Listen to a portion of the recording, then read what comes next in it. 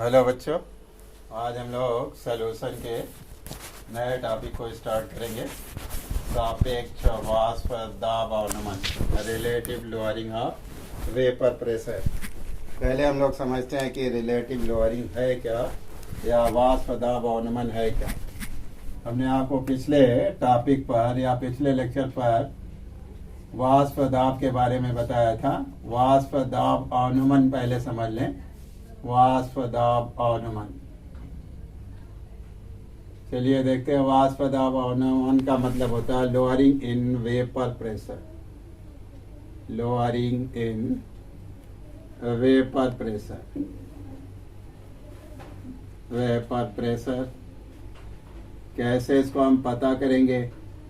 हमने आप लोगों को बताया था कि जब कोई लिक्विड प्योर कंडीशन में होता है तो उसके वाष्प के यानी इवेपोरेशन से जो वेपर क्रिएट होती है, उससे जो आउटर सरफेस पर प्रेशर पड़ता है तो उसी को हम लोग वाष्प दाब कहते हैं।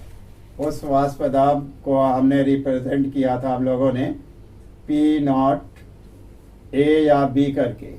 ए या बी के का मतलब क्या हुआ, सॉल्यूशन या सॉल्वेंट का। लेकिन यहाँ पर हम लोगों को देखना है कि इसके बारे में, सॉल्यूशन के सॉल्वेंट के बारे में देखना है। तो पी नॉट वी के बारे में कर रहे हैं discuss, P naught of B के बारे में।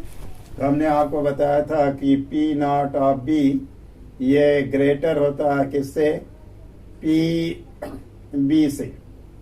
पी बी क्या है, जब सॉल्वेंट के अंदर कोई सॉल्यूट नॉन वोलेटाइल सॉल्यूट मिला दिया जाता है, मिक्स कर दिया जाता है, तो प्योर सॉल्वेंट का वेपर प्रेशर जो होता है डिक्रीज कर जाता है, कम हो जाता है। क्यों? क्योंकि हमने आप लोगों को पिछले लेक्चर पर डिस्कस किया था कि जब सॉल्यूशन में सॉल्वेंट और सॉल्यूट दोनों प्रेजेंट होते हैं तो जो नॉन वोलेटाइल सॉल्यूट होता है उसके मॉलिक्यूल वेपर में कन्वर्ट नहीं होते।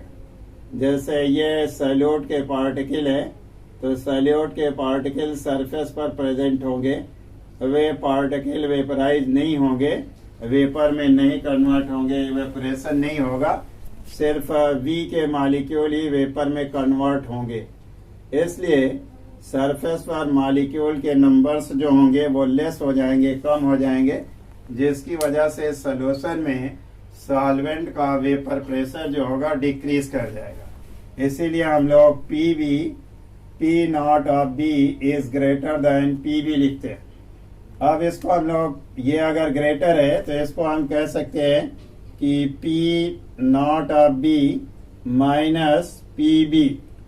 ये जो कमी आती है वेपर प्रेशर में, प्योर वेपर प्रेशर में जो कमी आती है, उसी कमी को हम लोग वाष्प दाब अवनमन कहते हैं। लोअरिंग का मतलब होता है कमी होना, और किसमें कमी होना, वेपर प्रेशर में जो कमी आती है उसी कमी को हम लोग वाष्प दाब अवनमन कहते हैं। यानी प्योर सॉल्वेंट के वेपर में प्रेशर में सॉल्यूशन कंडीशन में आने वाली कमी को ही हम लोग वाष्प दाब अवनमन कैसे रिप्रेजेंट करते हैं। अब इसको हम लोग लिख कैसे सकते हैं। सपोज करिए, मान लीजिए अगर हम लोगों को इसको रिप्रेजेंट करना हो यानी लिखना हो तो हम लोग लिखेंगे कैसे वाष्प दाब अवनमन को। तो हम लोग लिखते हैं the difference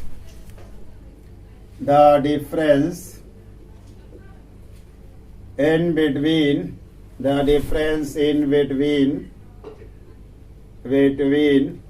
the pure vapour pressure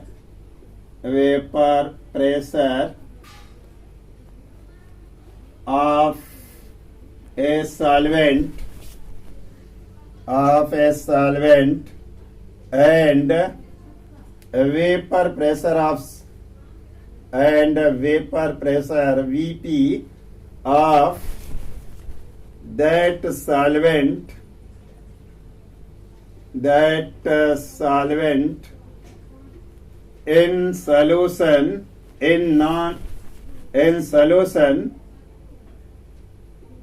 containing non-volatile solute non volatile solute, volatile solute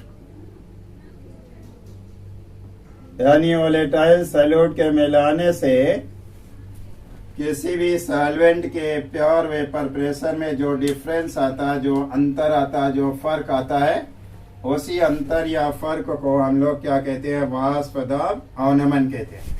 इसको हम लोग रिप्रेजेंट करते हैं, वाष्प लोअरिंग इन वेपर प्रेशर को रिप्रेजेंट करेंगे P naught of B minus PB से। यही जो कमी आएगी ये लोअरिंग इन वेपर प्रेशर होगी, यानी वेपर प्रेशर में कमी के बराबर होगी। अब इसी को हम लोगों को कन्वर्ट करना है सापेक्ष वाष्प दाब अवनमन में। अगर इसी कमी को, इसी वाष्प दाब अवनमन को प्योर वेपर प्रेशर से डिवाइड कर दें तो उसी को हम लोग सापेक्ष वाष्प दाब अवनमन कहते हैं।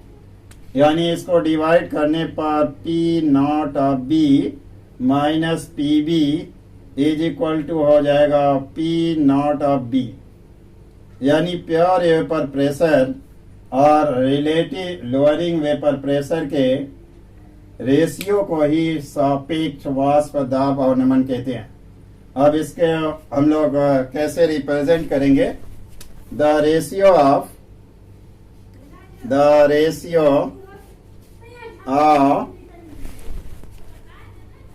Lowering vapour pressure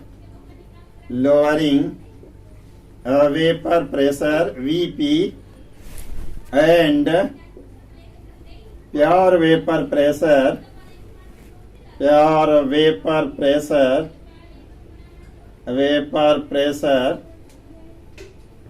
a solvent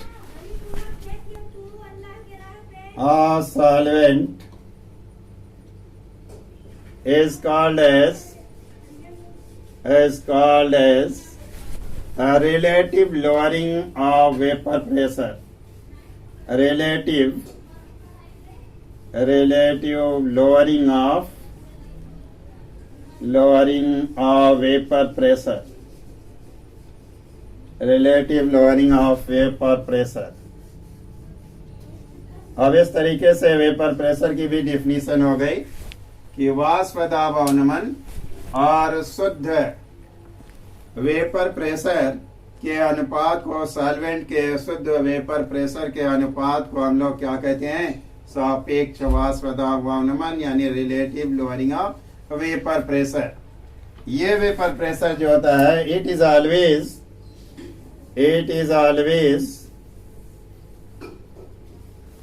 equal to mole fraction of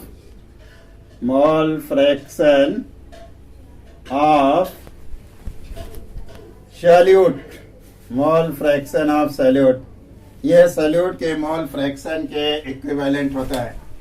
यानी जो ये सापेक्ष दाब अवनमन relative lowering of vapour pressure होगी, ये सॉल्यूशन में प्रेजेंट सॉल्यूट के मोल फ्रैक्शन के इक्वल होती है, मोल फ्रैक्शन से मैक्सिमम नहीं होता। तो इसको हम लोग कैसे रिप्रेजेंट कर सकते हैं? एक फार्मूले के तहत। तो हम लोग फार्मूले के द्वारा या फार्मूले से कैसे रिप्रेजेंट करेंगे उसको भी देखते हैं। ये फार्मूला बन जाएगा P naught of B minus PB upon P naught of B is equal to zeta B, zeta A का मतलब यह है मोल फ्रैक्शन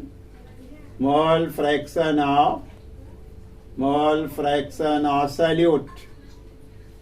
इसका मतलब ये हुआ कि विलेय का मोल प्रभाज है, विलेय का मोल प्रभाज। अब हम लोग इसको relative lowering of vapour pressure को हमेशा लर्न रखेंगे for the purpose of exam, और इस पे न्यूमेरिकल भी आते हैं। तो न्यूमेरिकल को भी हम लोग देखते हैं कि न्यूमेरिकल कैसे सॉल्व करेंगे।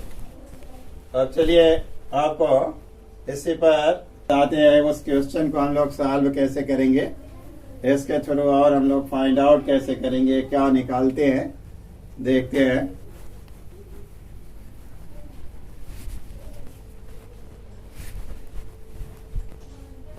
तो देखिए क्वेश्चन क्या है, आपको क्वेश्चन बताते हैं। क्वेश्चन कहते हैं कि if the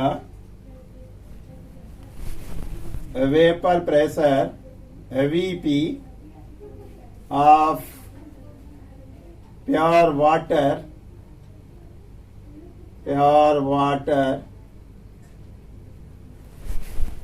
is 60 mmHg, find out the partial vapor pressure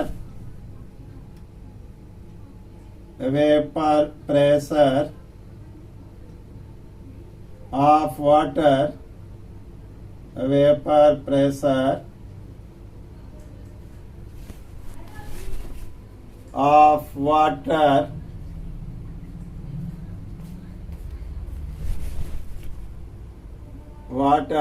of a solution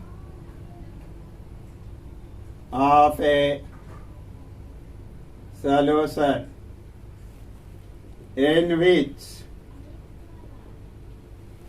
60 gram of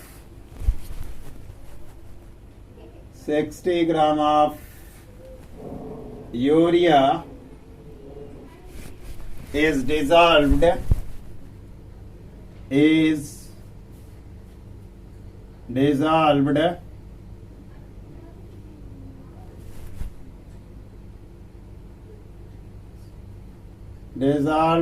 in 90 gram of water, 90 gram of water. अब हम लोगों को ये क्वेश्चन है कि एक ऐसे सोल्यूशन में वाटर का vapour pressure, partial vapour pressure find out करिए जिसमें वाटर का प्योर वाटर का वेपर प्रेशर जो 60 mmHg हो।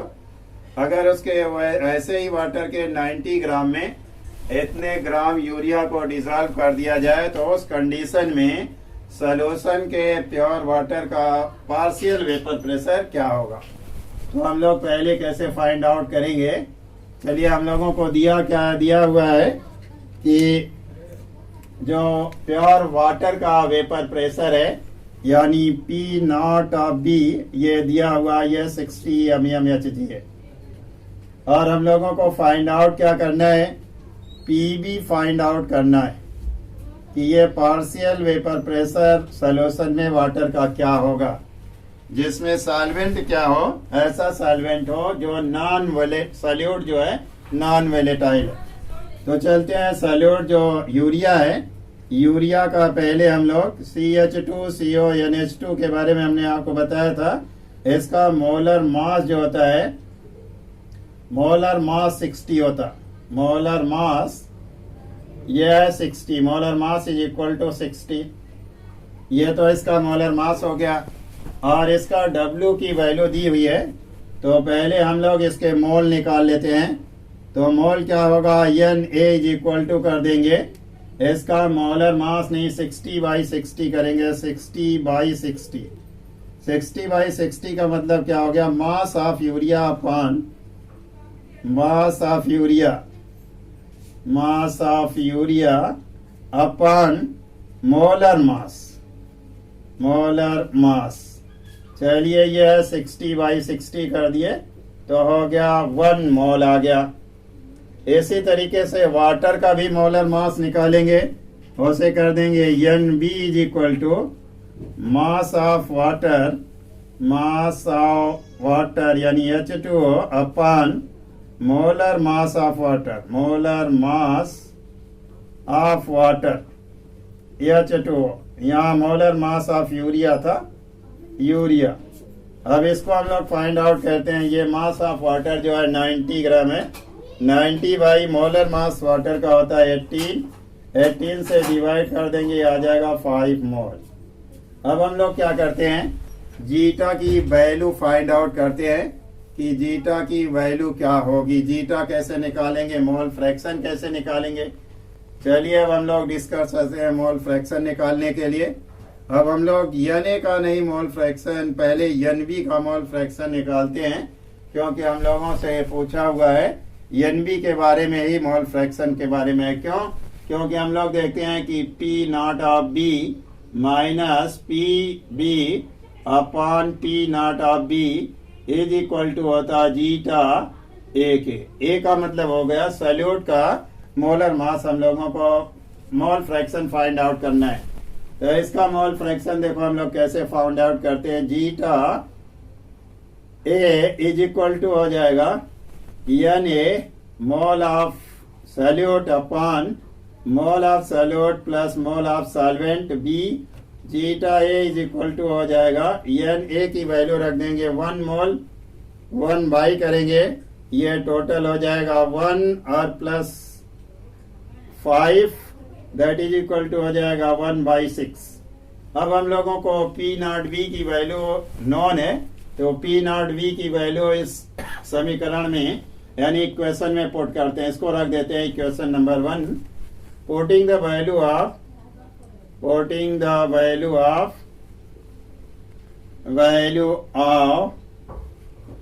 P naught of B and zeta A, तो हम लोग पुट करने पर ये क्या होगा 60 माइनस हो जाएगा पी बी अपान हो गया 60, और यहाँ पर जीटा की वैल्यू हो जाएगी 1/6। जीटा ए की वैल्यू 1/6 हो गई। अब हम लोग इसमें मल्टीप्लाई कर लेते हैं, या इसको इसे कैंसिल कर देते हैं। कैंसिल किया तो ये हो गया 10। अब हम लोग लिख देंगे 60 माइनस P B is equal to हो जाएगा इस 10 से मल्टीप्लाई ऑब्लिक मल्टीप्लाई कर देंगे तो ये हो जाएगा 10। पीबी को ट्रांसपोज करेंगे उस साइड में और 10 को लाएंगे इस साइड में, तो हम लोगों का हो क्या जाएगा जब ट्रांसपोज करेंगे तो ये हो जाएगा 60 माइनस 10 that is equal to PB के, और 50 is equal to PB. PB की वैल्यू क्या हो गई, पीबी इज इक्वल टू हो गया 50 mmHg। इस तरीके से हम लोग किसी भी न्यूमेरिकल के थ्रू किसी भी तरह से इसको हम लोग इसकी पीबी की वैल्यू को यानी पार्शियल वेपर प्रेशर को किसी भी क्वेश्चन में फाइंड आउट कर सकते हैं। अब इसको आपको नोट करना आप लोगों को, तो नोट कर लीजिए। चलिए मिटाते हैं। बस आज का लेक्चर यही तक, फिर मिलेंगे नए लेक्चर के साथ। अगर कोई कमेंट करना हो, कोई डाउट हो तो उस पर आप कमेंट के थ्रू पूछ सकते हैं। Thank you.